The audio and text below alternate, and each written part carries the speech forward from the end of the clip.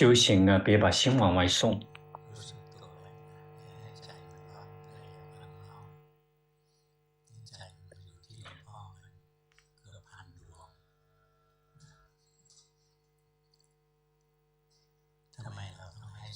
为什么我们必须要让心跟自己在一起？因为修行啊，那就是来认识了解我们自己，来学习了解自己。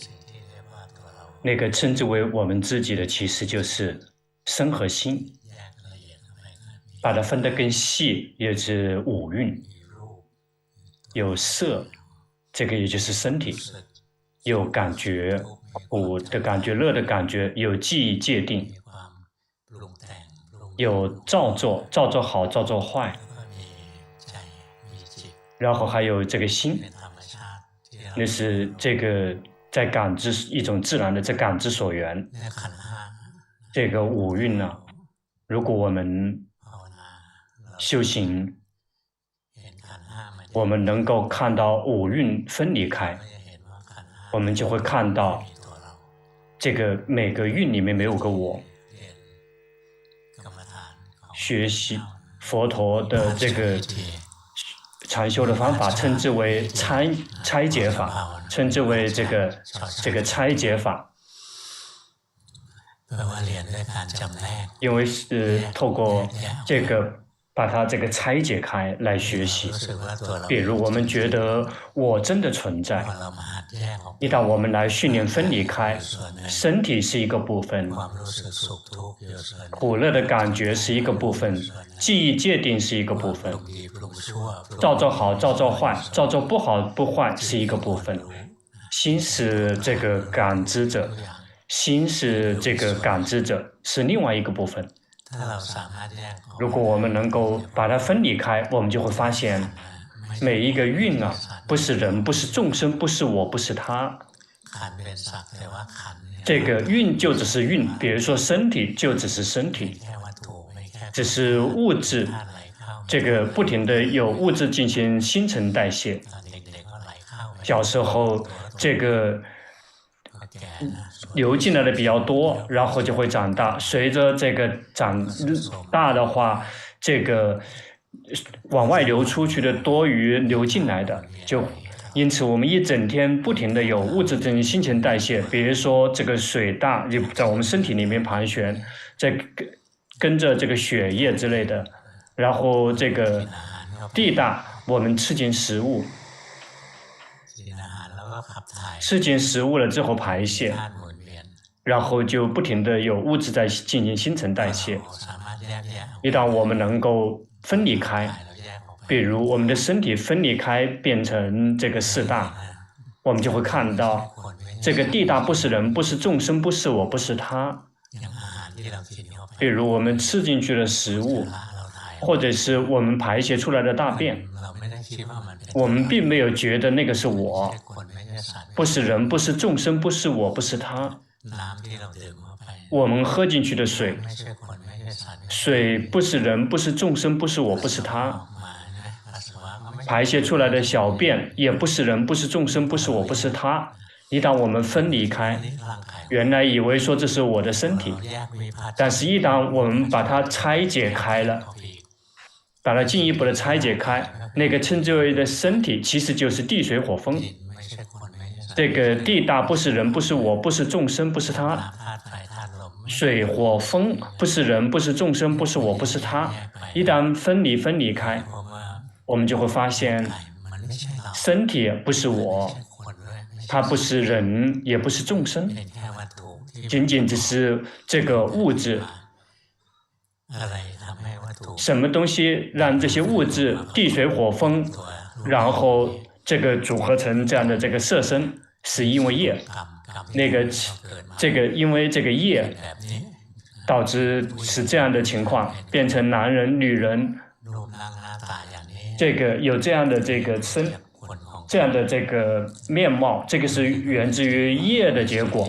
事实上，一旦我们的决心、智慧足够的话，我们就会发现，身体不是我，并不是我，不是我的。至于苦乐的感觉里面有两个地方，这个是身体方面的苦乐，还有另外一个方面是心里面的苦乐，不苦不乐。心有时候有苦，有时候乐，有时候不苦不乐。这个世间的人对快乐很饥饿，讨厌痛苦。但是如果我们不停地修行，我们观察、感受或者是苦乐的感觉，是这个掺杂进身体里面的一种现象，或者是掺杂在我们心里面。事实上，身体是物质，就像这个大地，像这个混凝土，它是没有什么感觉的。但是我们的身体，它本身也是物质，它是没有什么感觉的，仰赖于这个感受掺杂，所以就会感觉到感觉。比如这个下这个麻药的时候，有时候心会沉入到有分心，感知不到身体方面的感受。这个医生要做手术之类的，我们感觉不到，没有苦的感受在身体里面升起。因此感受和身体是属于不同的部分，是不同的部分。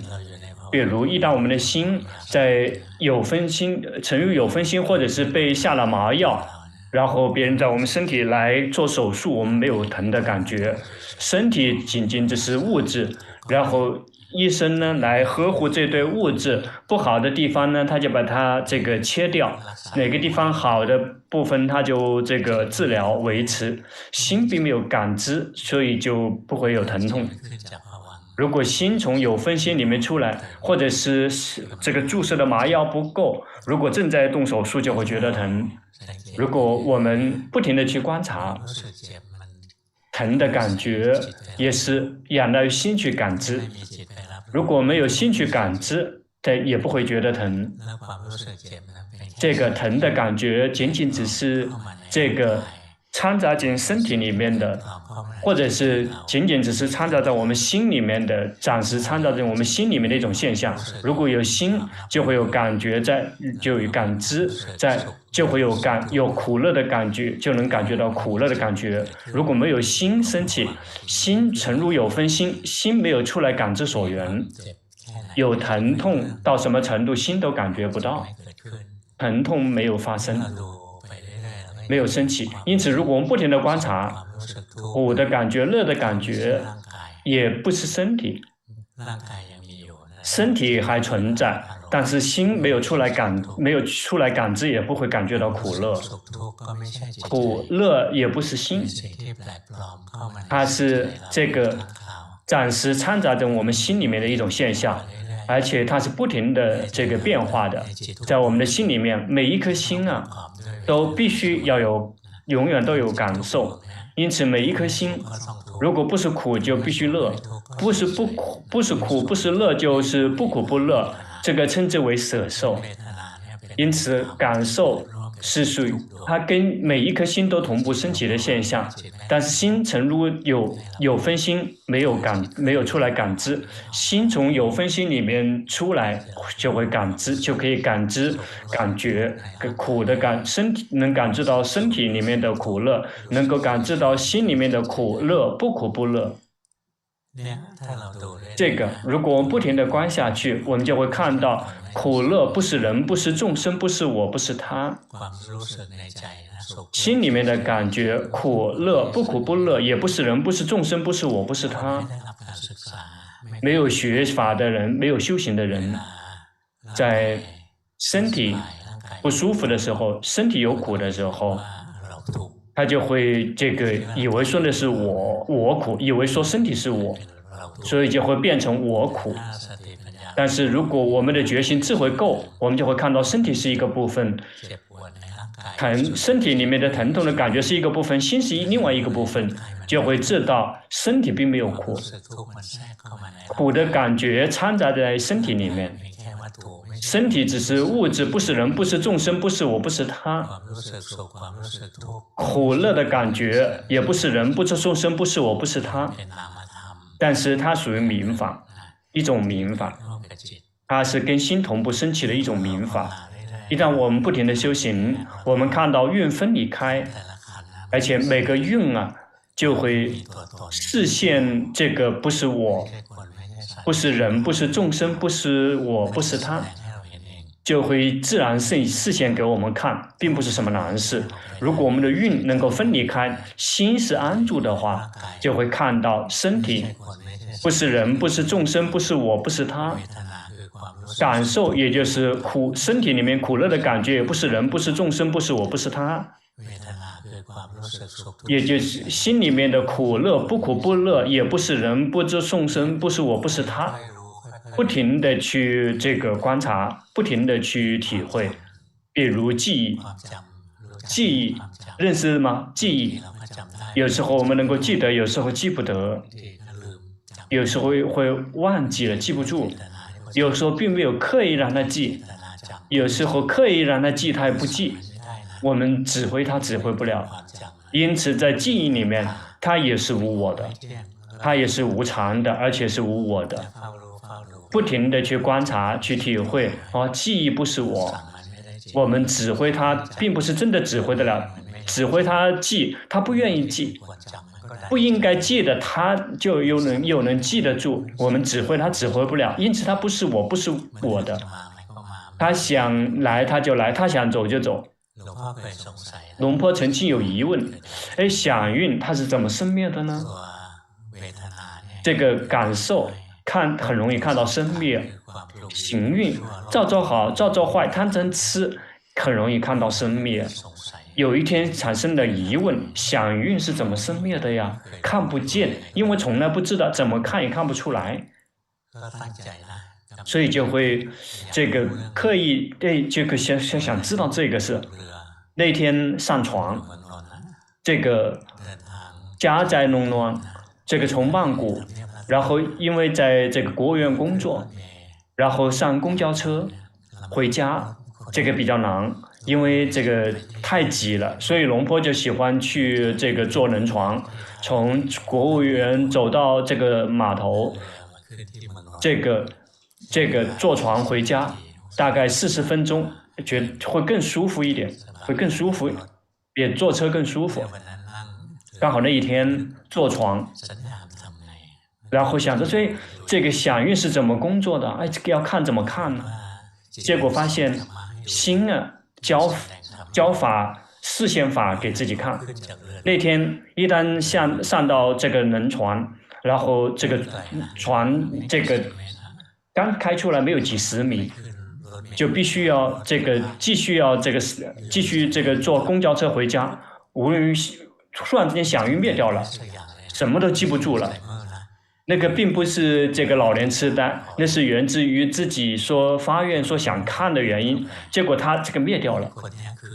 这个人是谁也不知道了，记不住了。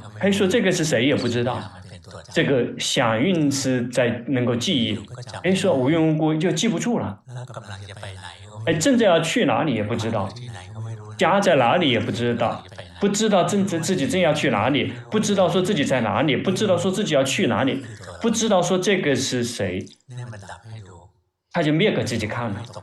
龙坡并没有受到惊吓，因为如果没有修行，就会能吓一跳了。这个是老年痴呆了。这么去试了一次，并没有试很多次，不然就会真的变成老年痴呆了。没有受到惊吓，记不住就记不住，随他去吧。就站在原地，别人就走来走去，自己不注意他们了。很快，响运就冒出来了，知道说自己是谁，就冒出来了，知道说自己是谁，要去哪里，就看到响运也能够冒起来，它就冒出来了。跟行运是造作好造作坏是贪嗔痴是一样的，它冒出来。这从哪里冒出来的？就从这里冒起来的。经典称之为经典称之为称之为它在心脏里面。那个其实心一处摄，那个并不是指心脏，是在我们的胸口这里冒出来的。响运也从这里冒出来的，行运也是从胸口这里冒出来的，贪嗔痴也是从这里冒起来的，在道果升起的时候也是从这里冒起来的，它就会把这里拨开。它是有差别的。如果是响运、行运就会冒出来，但是有道跟果升起来就会拨开，就会把心包裹的东西拨开。那个时候就说哦，响应不是我，它要生还是不生，我们指挥它指挥不了。这个是属于记忆的部分，响应有2个部分，一个是记忆，一个是界定。这个记忆，比如说记得说自己是谁，自己叫什么名字，自己的房家在哪里，是做什么工作，自己叫什么名字之类的，这个属于记忆。能够记得说这个前面的这条马路，这个会通到哪里，从这边走会通到哪里，这个属于记忆，这个是属于基础的响应。这个动物也有这样的响应，动物也有，还有另外一个响应，那个称之为界定。界定啊，它有2个部分，一个是正确的界定和错误的界定。凡夫就会错误的界定，我们大家不需要受到惊吓，我们大家错误的界定，只有圣者出国的圣者以上才会开始正确的去界定。错误的界定是怎么界定的？界定错误，就把美不漂亮的事物把它界定为漂亮的事物。我们的身体啊，很脏的。它看起来好，是因为只是被皮包裹了，而且这个皮是很薄的。这个皮肤底下有的全是惨不忍睹的，然后看不下去。这个不美不漂亮，这个肮脏，它就是这个皮这个包着的，但是包得不严。到了时间呢，这个脏东西就会从身体里面的这个漏洞里面漏出来。曾经在佛陀的时代，有一个女人去追求目犍连尊者，但是龙婆已经记不住，因为读了几十年以前，现在已经开始忘了，模糊了。这个女众去追求出家人就说啊，这个小妹啊，我对你没有兴趣，我看你啊，就好像这个一个皮带子。然后有这个大的漏洞有9个，然后小的这个那个洞呢数也数不清，然后脏东西呢不停的是往外面在流的。比如我们的这个身体看到了吗？看到这些看起来很美很漂亮，皮肤光滑，很快就会有汗流出来的，有汗啊那些这个流出来了，或者在我们的鼻子里面，从我们的鼻子里面出来的。这个鼻屎，从眼睛里面出来的是眼屎，耳朵里面出来的耳屎全都是屎，嘴巴里面的是这个牙屎，也是从屁股里面肛门里面出来的就是屎。这个只有一个地方这个例外，就是小便，其他地方全部都可以加上一个屎字。这个因此从我们身体里面流出来的东西充满了这个肮脏的。一般的人呢，但是不愿意这么去界定，只是界定它是美是漂亮的。一起床就开始这个透过洗澡来骗机器人来刷牙，来把那些这个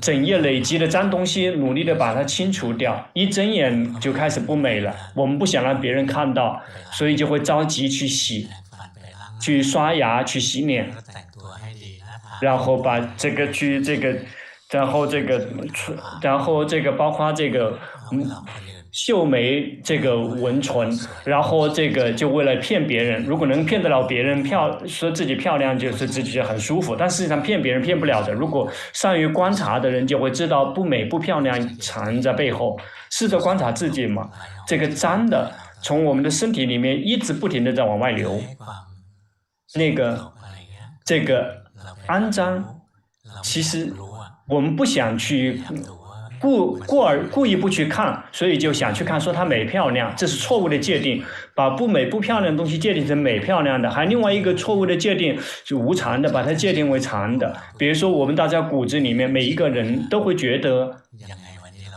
怎么样，自己今天都死不了，依然是恒常的，还不会死。在这个里面有个我在，这里面的我和昨天的我是同一个人，现在的我和去年的我是同一个人，现在的我和小时候的我是同一个人，没有变化。这个是真正的我。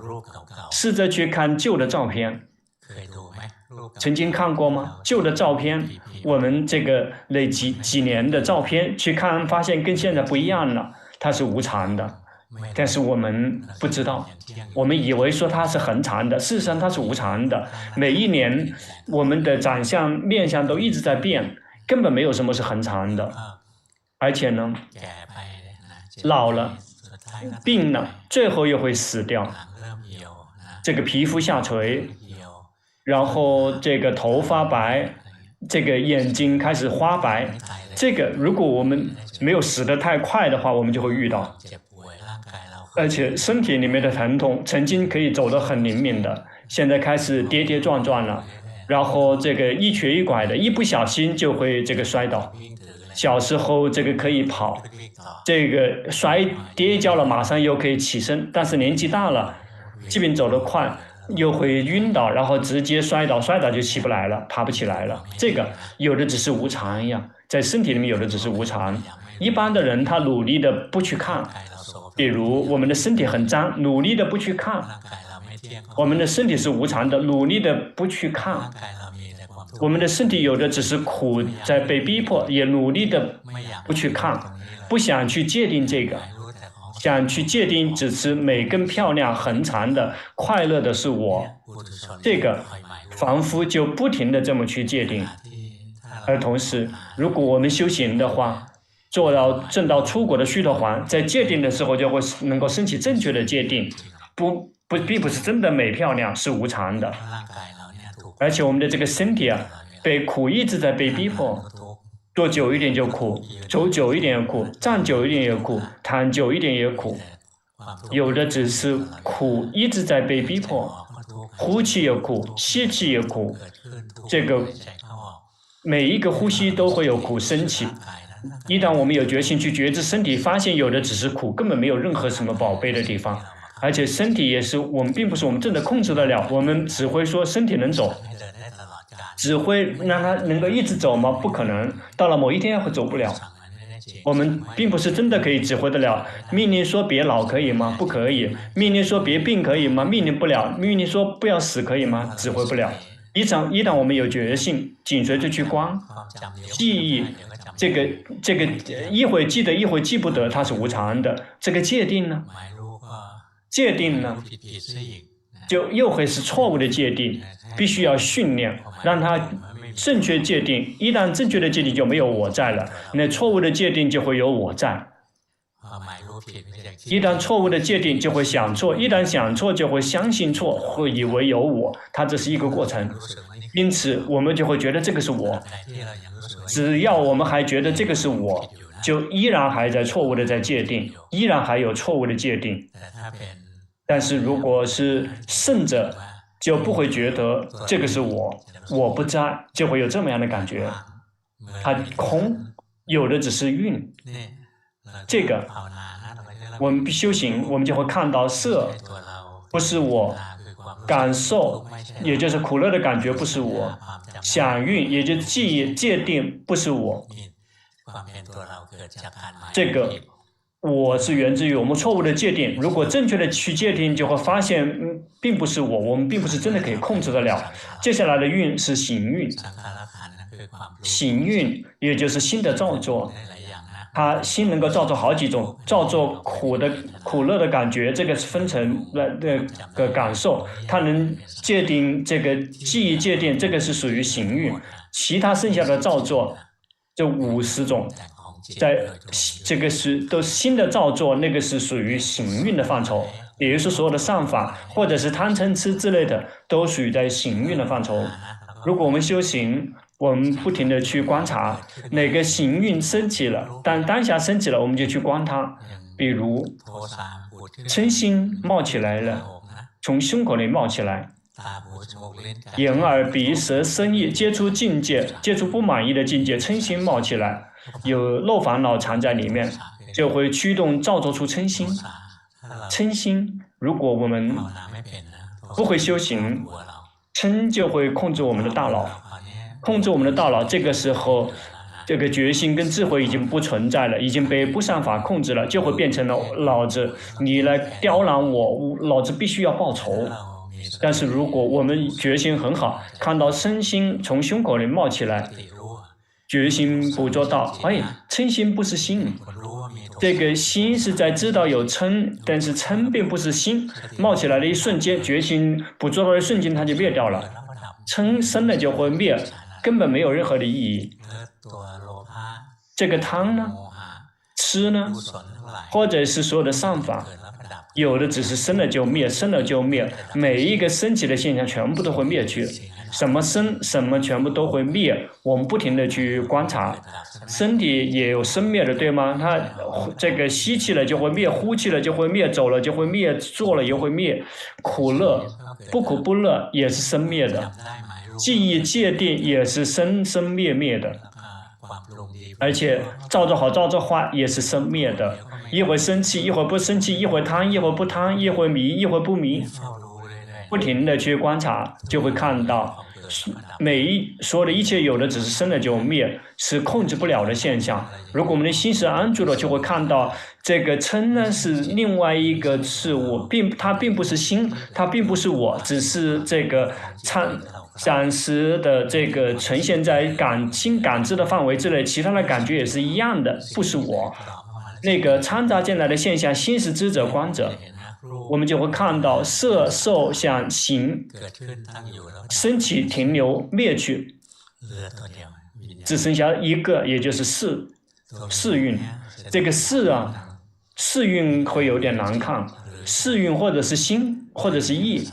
这个意呢，这个但是现在的泰国人把这个意把它这个注解错了，就会变成了想象，这自我想象，称之为这个心的这个。其实这个识呢是指这个意识上是指心，是这个心呢是这个最重要的，是所有的诸法的这个首脑核心。心啊其实就是这个感知所缘。我们要这么看，说心啊不是我，心不是我，心啊意啊是，或者是心意识其实是一回事，也就是感知所缘。但是在不同的地方给它这个命了不同的名字。比如说这个识蕴是感知眼耳鼻舌身意方面的所缘，称之为识。这个意是什么？意是这个感知这个法方面的所缘，也就是心去感知法方面的所缘，称之为意。至于这个心呢，心就很这个涵括所有的一切。心出来感知这里那里的所缘，去这么工作那么工作，那是一个很广泛的一个概念。它也能够，它有14个这个作用，14个功能。那怎么看呢？说它不是我。如果能够看到说心不是我，整个五蕴就立马都不是我了，整个世间就立马也不是我了。因此，如果我们的觉醒智慧细腻到极点的时候，它就会这个来到心，然后就会看到心不是我。一旦心不是我，五蕴也没有我了。因为五蕴之所以呈现，是因为心去感知，有的部分它是跟心同步升起的，比如苦乐、记忆界定、善不善，它们是跟心同步升起的。那些我们很容易看到它不是我，生气不是我，贪不是我，这个苦不是我，乐不是我，身体不是我。那怎么做才可以看到心不是我？这个是最难的。如果我们能够通过这一关，就是出国的须陀洹，那个就是出国的须陀洹。因为在这个五蕴里面，最开始的四蕴很容易看到不是我，但是心啊，我们有这个很稳固的记忆跟界定，说以为那是我。我们想的时候想说这是我，看到了吗？我们想的时候就会一整天都是我这样我那样，就会觉得真的有我，真的有我。除非是出国的须陀洹在想的时候就会看到，就只是想而已。如果要说到我，那个仅仅只是一种表达方式，只是为了沟通的方便。但是这个在心底里面那个我的那个感觉并不会真的产生。那怎么做才可以看到心或者是意或者是思不是我的呢？要去观察它。这个心啊，一直处在生灭的状态，凡夫啊就会以为心只有一颗。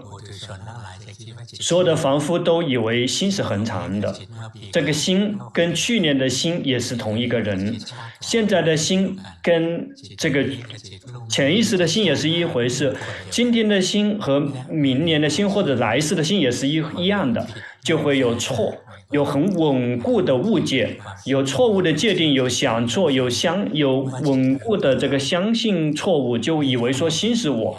那怎么做才可以看到？必须要看到它的这事实，看到真相。心的真相就是它一直处在生灭的状态，心并没有只有一颗。好好的去体会心啊，在我们观察它生灭的时候，我们可以从两种方式观察。第一种观察，它的生灭是透过心所，也就是跟心同步升起的事物，比如说苦乐的感觉，透过记忆界定，透过照说好，照说坏。还有另外一个，我们观察心的生灭，透过六个根本，也就是眼耳鼻舌身意，可以有两条路。看到心不是我是有两个方法。比如我们不停的修行，我们正常的时候心啊，他无缘无故想运记忆，记得了这个人，一旦想运作，行运就开始运作。这个想运跟感受呢，导致这个行运运作，因此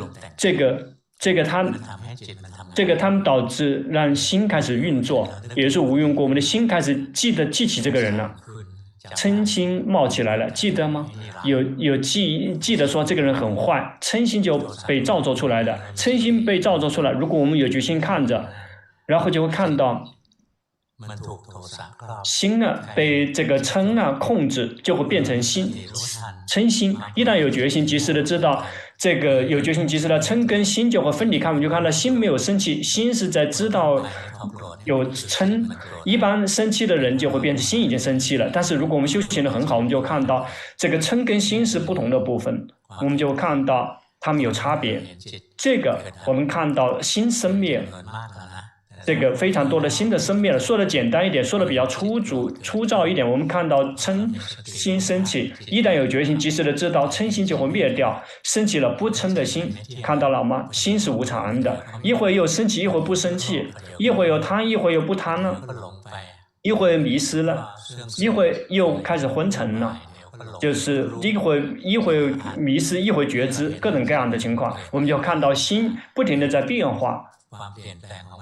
看到它的变化是透过这个心所，也就是跟心同步升起的那些事物，比如看到这个心生气了，一旦知道生气的心就灭掉了，这已经是两颗心了，不是同一颗心了，我们就看到心生灭，这个是一种，这个是比较简单的刚开始的阶段。但是如果我们的决心真的很快，我们就看到心在6个根本生灭。这个去看画面的心，暂时的升起就会灭掉；去听声音的心，暂时的升起就会灭掉；去想的心，暂时的升起就会灭掉。但是往往会重复的想，我们就会想，可能什么都想了很久，但事实上想东西想很久，实际上心已经升起了这个10几万次了，生灭的速度非常的绵密。慢慢去观察，心升起在眼根，然后就灭掉；心升起在耳根，然后灭掉。心去想了之后生了就灭，知者觉醒者喜悦者的心生了也灭，不停的去训练。如果我们获得知者的心了之后，我们的心是安住的，然后我们就看到知者的心是暂时的存在就会灭掉，变成想者的心，这个是迷失到一根了。这个觉知的心，想者的心是暂时的存在，一旦觉知它就会灭掉，然后觉知的心也暂时的存在，很快去看又会变成去看的心了。一旦我们有决心及时的知道心跑去看画面了，迷失去看画面的心就会灭掉，就会升起觉知的心。这个有必要去看就会去看。阿罗汉他也有眼睛去看到画面，但是呢心呢并没有跑到那个画面上，心是安住了，没有跑来跑去。我们的心呢，就会觉得它跑来跑去，事实上它并没有跑。它升起在眼根呢就灭，升起在耳根呢就灭，升起在意根呢灭，不停的生灭生灭。我们来不及看，所以我们就会觉得说现在先跑去看了，跑回来了，跑去听了，然后再跑回来，跑去想了之后再跑回来。我们是这么看的。但是觉性很好，我们就看到去看的心是一颗。一旦我们及时的知道说现在心迷失去看了，心就不迷失去看了，迷失去看了，心就灭掉了，升起了觉知的心。觉知的心暂时的存在，别去呵护它，暂时的存在也会灭掉，升起了去想的心。这次不停的交替进行，我们就看到心一直处在生灭的状态。但是要想看到心，像龙婆说的这个生灭的必须要训练直到心获得知者的心先。如果我们有的只是迷失的心，我们的心就像这个流浪狗，一会跑到这个家里，一跑到那个家里面的垃圾去找，根本什么也不知道。但是如果我们训练知道，我们已经有了知者的心了，我们就会知道心是生灭的。知者的心本来很快又会跑去想了，一旦及时的意识到想的心又会灭掉，会变成觉知的心。觉知的心暂时的存在，别去呵护它。有这个情绪引诱，知者的心就会灭掉，又会变成迷失去看的心。一旦有觉性及时到迷失去看的心，迷失去看的心就会灭掉，变成觉知的心。看到了吗？有觉知的心不停的会掺杂进来，因此我们必须要训练，先获得觉知的心，我们才能够看到心的生灭。如果我们有的只是迷失的心，我们看不到心的生灭的。那怎么做才可以获得知者的心？这个就是龙婆最反复强调的部分。因为从小时候龙婆训练，10岁就已经获得这个觉知的心了。那心那个时候很这个无知，看别人看不会看，以为说世间的人都跟自己一样，在做什么的时候看到身体在工作，看到这个身体跑，看到这个身体去踢足球，有什么感觉升起就会看到。心只是观者，但是没有真的开发智慧，因为没有去这个界定三法印，仅仅只是看到这个境界正在呈现，不停的呈现。那个是小时候，以为说别人也是这样的。在修行了很多才会发现，世间有的只是迷失的人。世间呢，要想找到觉知的人几乎找不到，有的只是一直迷失的人，一会儿迷失去看，一会儿迷失去听，大部分都是迷失去想，而且没有意识到说正在迷失想。迷失的人到处都是，那怎么做？命令让心让它变成这个觉知的心可以吗？命令不了，因为心是无我的。知者的心事实上其实就是这个有镇定的心。这个知者的心其实就是有镇定的心。镇定啊，它是源自于正念。因此我们慢慢的去观察境界。正念源自于什么？源自于稳固的响应，心能够牢牢记得这个境界。心牢牢的记得境界源自于什么？源自于常常的看到境界。因此在4念处里面，佛陀就会教导我们常常的觉知身体，那个称之为持续的这个觉知身体，持续的觉知感受，持续的觉知善法不善法，教我们常常的觉知。比如我们呼气觉知，吸气觉知，站觉知，走觉知，躺觉知，不停的训练觉知，不要走神，训练这个不停的身体动来动去去觉知，这个身体动觉知，身体停觉知，训练常常的觉知，直到心能够记得这个动的境界，记得这个动的境界。一旦我们没有觉性，身体动，觉性会不请自来。觉性是源自于心能够牢牢的记得境界。龙婆曾经试过这个，去顶礼这个龙波田尊者，南来师他正在教导这个做手部动作，龙波田做得到。但是他的弟子，那些居士的弟子做手部动作，一类人呢做姿势很漂亮，那是通过这个，因为做得很熟练了，然后但是心已经跑到别的地方去了，已经离开寺庙了，但是姿势非常漂亮。有的人坐着想了，这一招了之后，下一招是哪一招呢？这些人并没有在觉知自己，一类人是迷失了，一类人是去想了，另外一类人呢去散乱了，一类人是在紧盯，这做手部动作，这个死死的紧盯，紧盯了之后，心就会憋闷呆滞。这样修行一辈子都累，并没有真的在修行。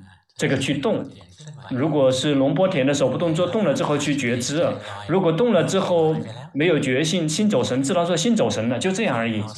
要去训练要觉性，并不是为了要知识，经行也是一回事，而不是经行走这个姿势走那个姿势。佛陀并没有说要走哪个姿势，他只是说你走的时候要清楚的知道说在走，去觉知，走也去觉知说正在走，就只是这样而已，不需要想太多，说必须要这个走几个节奏，这个是全都是后面的人想象出来的。后面的高僧大德他这么走了，他觉得很好，所以他们就来教弟子们，就记住说走呢必须要走这个姿势，每个道场走的都不一样，那就开始争辩了哪个道场是对的。如果带着决心走，无论是这个是瘸脚的方式走，那也是对的，不需要走得很漂亮，然后一瘸一拐，还有端一个拐杖，带着觉子去走，那个就是经行，那就是正确的经行。至于是走得很漂亮，这个训练这个模特的模糊，那没有任何好处。最重要的点在于要有觉性，因此我们训练动。龙坡看到龙坡田做手部动作还不错，所以就会坐到他的寺庙的树底下做手部动作试一试。那看了之后，记住他的姿势只有14招而已。这个动来动去的，因为龙坡的是嗔心比较重的性格，龙坡的记住是很嗔心的，因此你们别来引诱。事实上只是那样恐吓，现在已经不再起嗔心了。看到大家了之后，这个有的只是悲悯，不知道为什么要生气了，只是这样就已经苦很多了，还要对他生气呢？这做手部动作，这个嗔心重，这个那么多姿势很烦，14招很烦，就只这样就可以了，可以吗？如果能抓住里面的诀窍，只这个就够了。动了觉知，跟知识无关。那在觉知的时候就是有觉性，感觉到动，感觉到停，感觉到动，感觉到停，感觉到动停。觉知，这么动，酸了，要只是这么一点就行了吧？看到吗？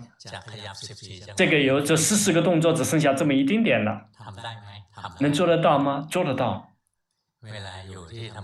在工作的时候，在公司的时候，今天头晕，工作很多，晕，那经行更好，这么经行的，这么经行可以吗？可以啊。只是这样就可以做得到了，对，走的能力很强，可以倒退呢，前进倒退，带着决心去做。它的诀窍在于有决心，并不在于知识。走的怎么漂亮，但是如果没有决心，那都是很无聊的事情。有一天，龙坡这么玩。这个根据龙波田这么的姿势这么去玩，动了觉知。有一天看到朋友在马路对面走，是很老的朋友，这是同学，很久没有见过了，很高兴，准备要过马路，要跟他打个招呼，左转右转先看车。自己在曼谷一出生就曼谷，所以过马路很熟练，去看一看，然后忘了看后面有摩托车跑过来，这个现在到处都有车，这个左看右看没有车，然后准备过马路了。这个脚一动的时候决心升起来，这是走神了。这个没有决心了，看到朋友了高兴，不知道说高兴，左转右转，身体动也没有意识到。但是曾经训练过动了觉知，一旦脚要动了，那个时候训练的是手，训练的时候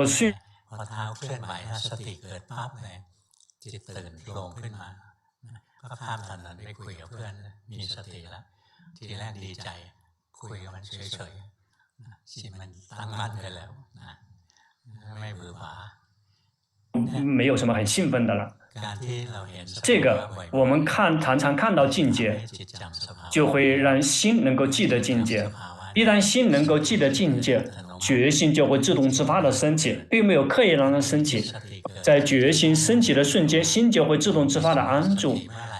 什么时候有正念，这个什么时候就会有正念同步升起。因此，我们有觉心绵密的升起，所以它就会教导我们持续的去觉知。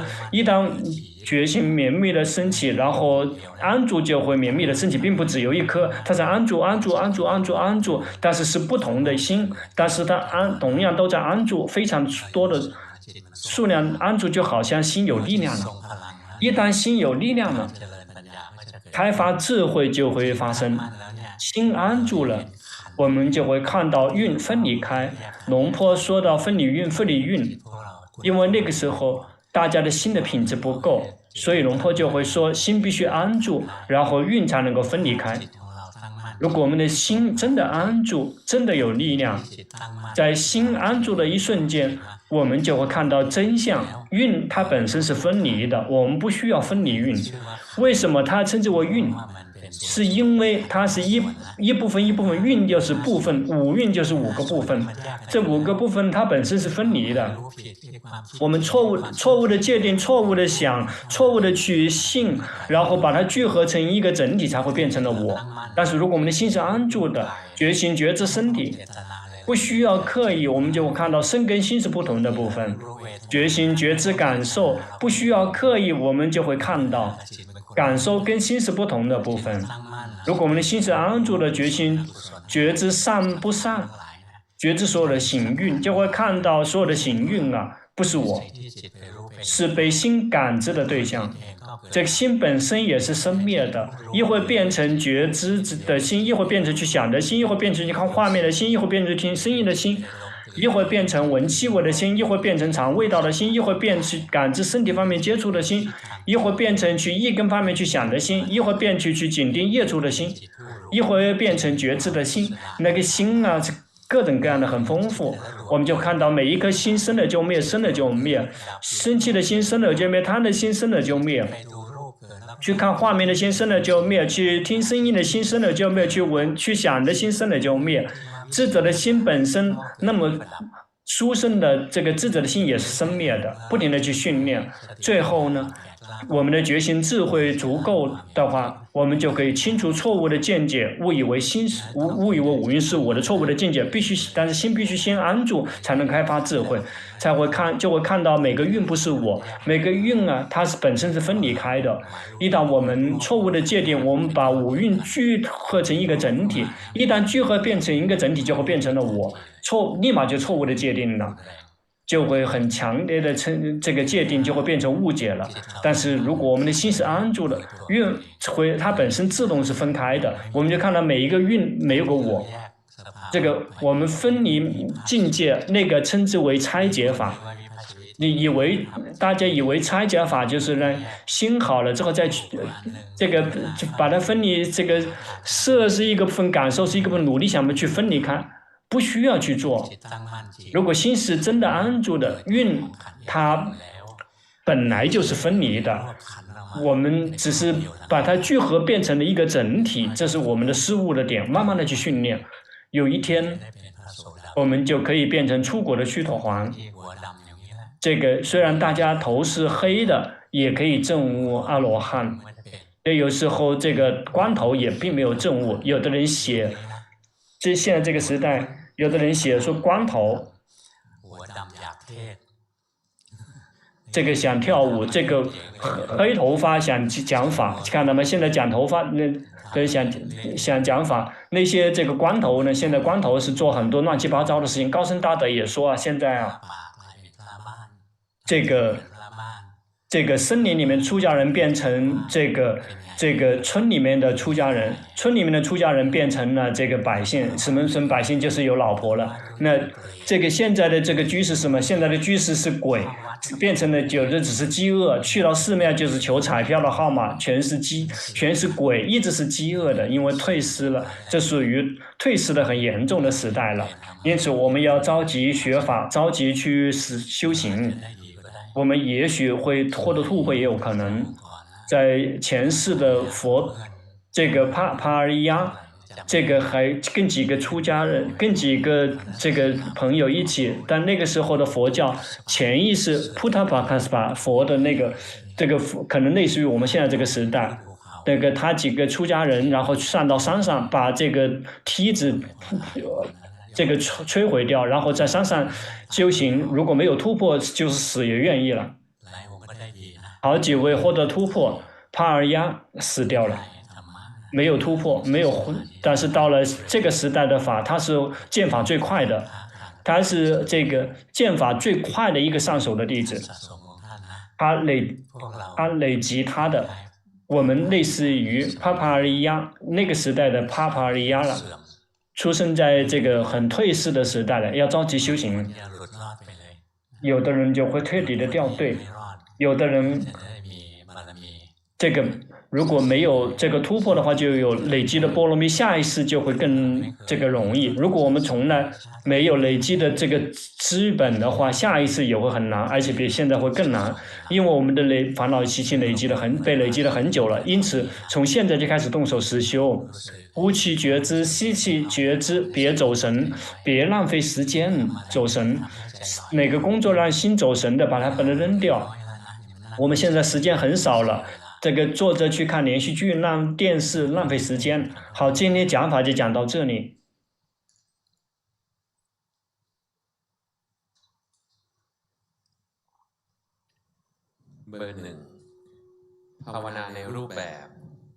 1号，固定形式是透过每天进行3个小时，已经有3个月了。日常生活中，观身体动，请求长老开示必须调整的地方。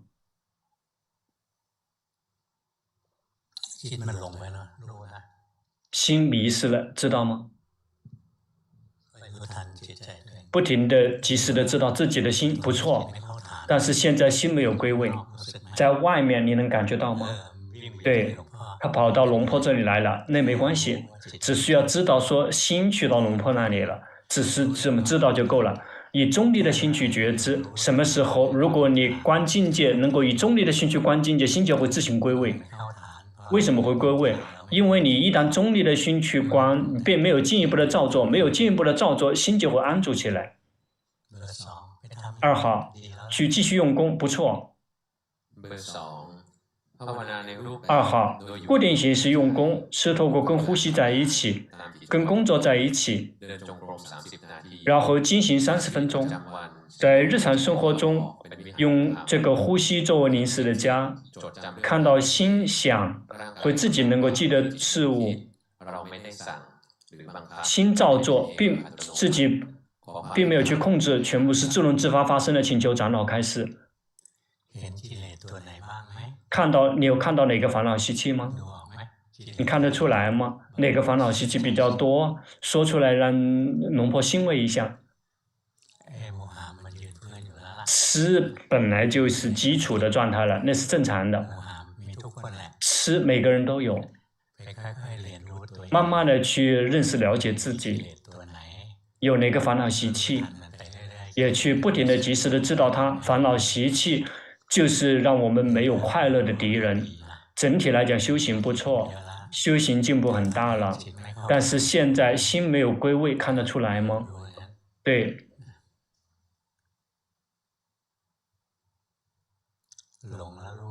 迷了，知道吗？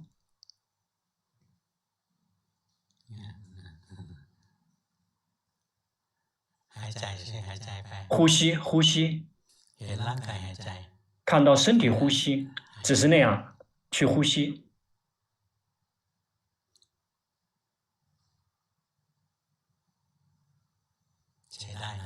不错，很好。去继续用功，不停的训练，然后一旦心如果离开这里，及时的意识到，一旦这个离开了之后，贪嗔就会升起。你的基础是，其实你是很凶的，能感觉到吗？其实很凶，对，必须要意识到。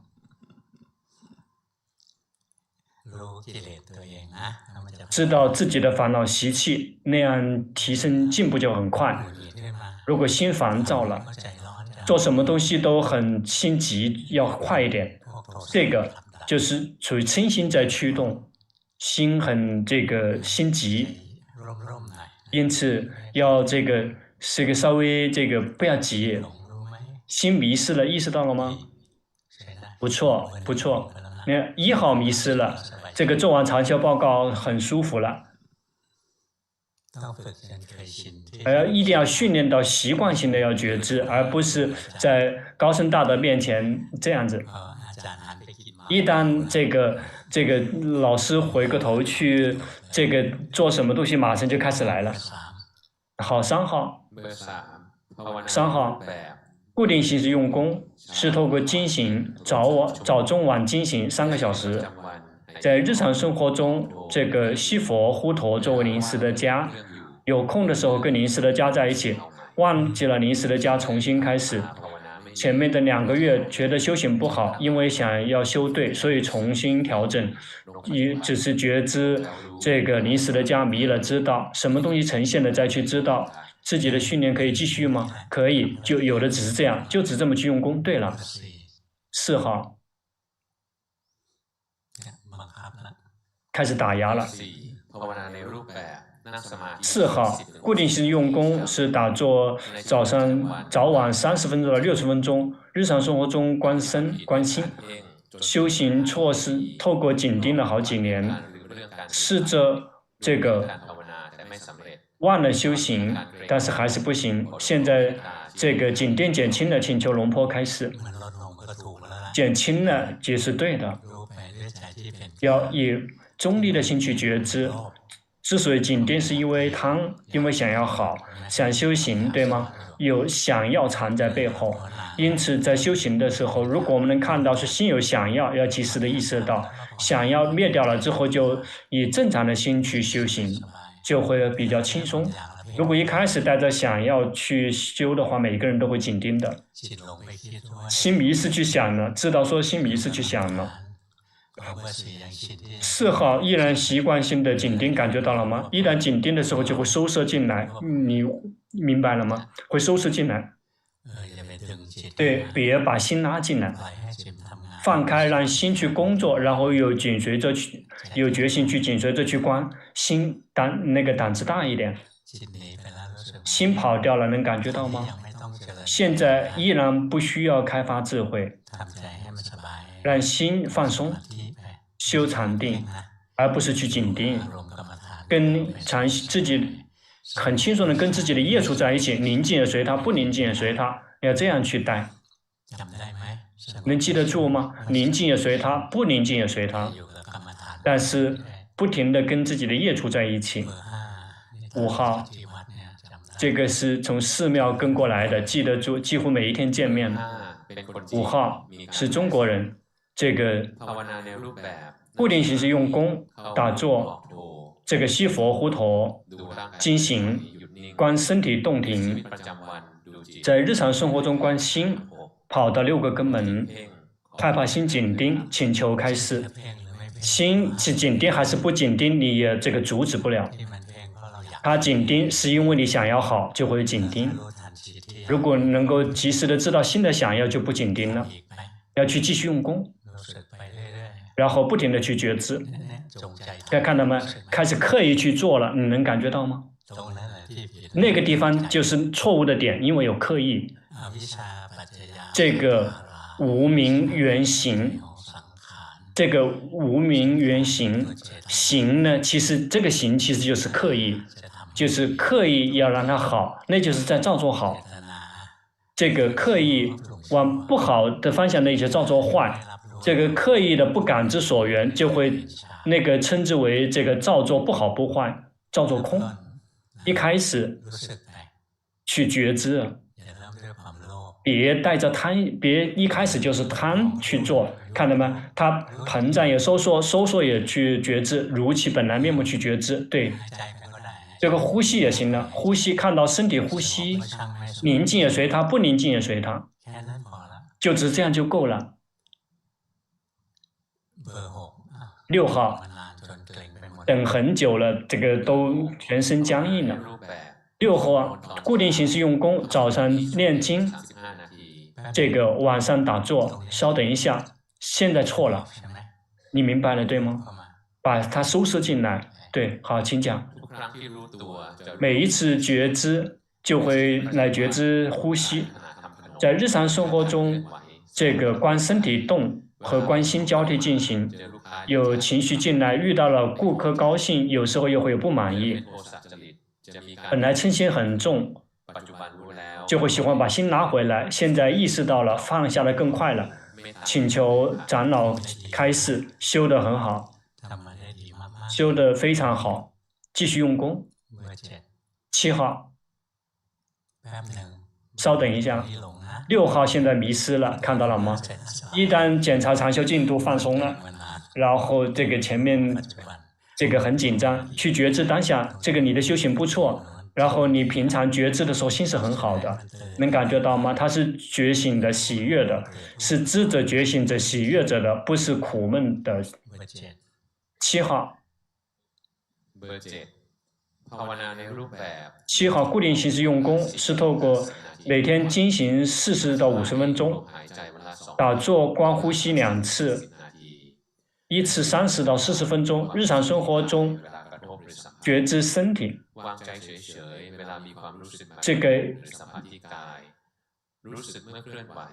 感觉到这个感觉到念头好像在很远的地方，不知道修行对了吗？这个也不错。但是在觉知身体的时候，感觉到了吗？心这个跳进去了，能感觉到吗？心如果跳进去的话，结果会呆滞。你试着觉知身体。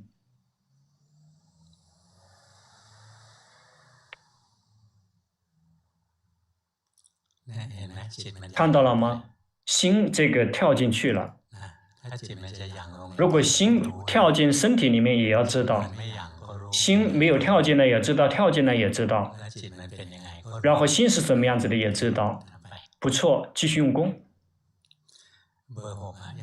6号依然习惯性的把心收摄进来，让它静止，这个要及时的意识到，没有错。如果你知道就没有错。如果修行了之后很漂亮很美，但是没有意识到说正在好，那样也不行。修错了，知道说修错了，那个就不错。7号心跑掉了，看到了吗？身体动，刚才没有觉知，看到了吗？这个动，看到了吗？心收摄进来了，能感觉到吗？不要做。如果收摄，知道说收摄，刻意知道刻意，去观境界，一直观一个片段，一观一个片段，去不停的觉知当下，这样就会进步很快。如果一开始是带着想要去修，就会紧盯，就会累。好，8号，最后一个人呢？8号，固定形式用功是修的安般念，打坐20到30分钟或者更多。日常生活中，呼吸作为临时的家，看到心刹那的生灭，如果没有什么事做，就单纯的观呼吸。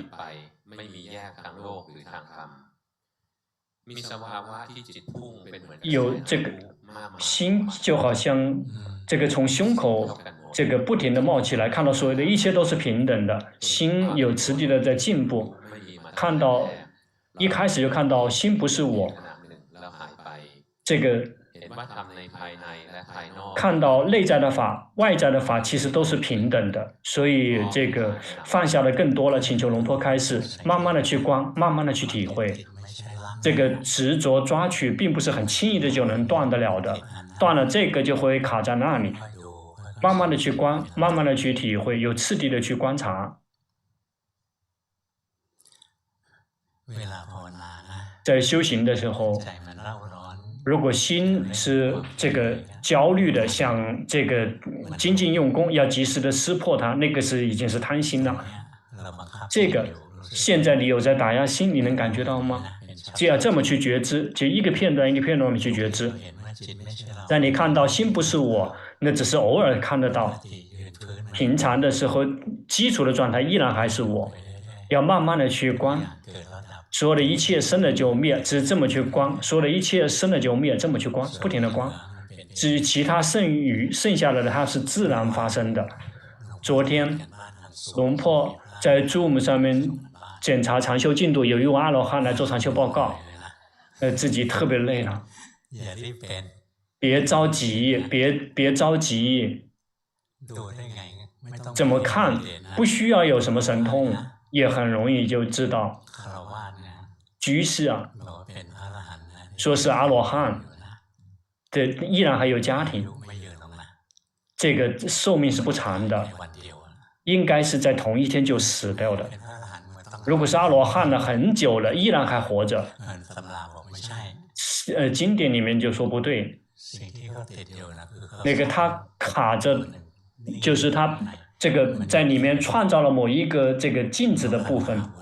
阿伽摩诃布瓦尊者他说到阿罗汉的心没有点，没有颗，没有任何的什么。如果还有残留，有一个基地，没有烦恼习气，但是你别引诱。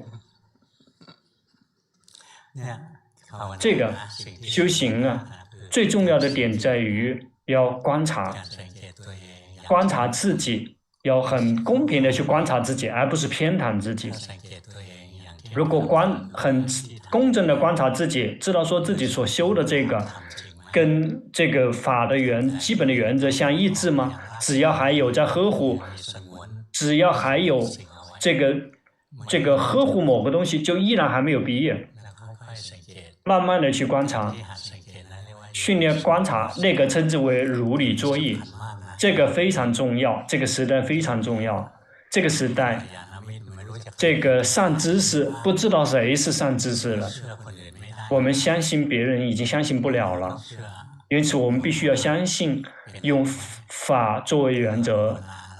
如果我们修行了之后看到自己的心是很长的，这个已经违背了法的原则了，必然错了。或者修行了之后，我们觉得心很焦虑，想快一点抵达终点，我们号称说抵达了，没有到。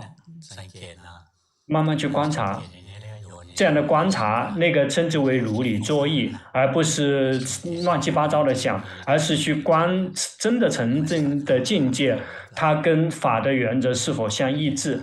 如果跟法的原则相违背，说明自己就不对，要继续用功，还需要继续学习。8号，心别闷了，能感觉到吗？别闷了，要拼命了。龙坡说这个修得很好了，这太紧了，能避免得了吗？避免不了，紧知道紧。好，今天龙坡讲就讲到这里。最近龙坡的工作真的很多，有时候被恭请去讲这讲那，并不想接，但是实际上有时候又必须。这个现在人的这个信仰开始出现危机了。如果这个有时候拒绝一个人，那些找的人正在寻找的人就会很难。好了，走吧。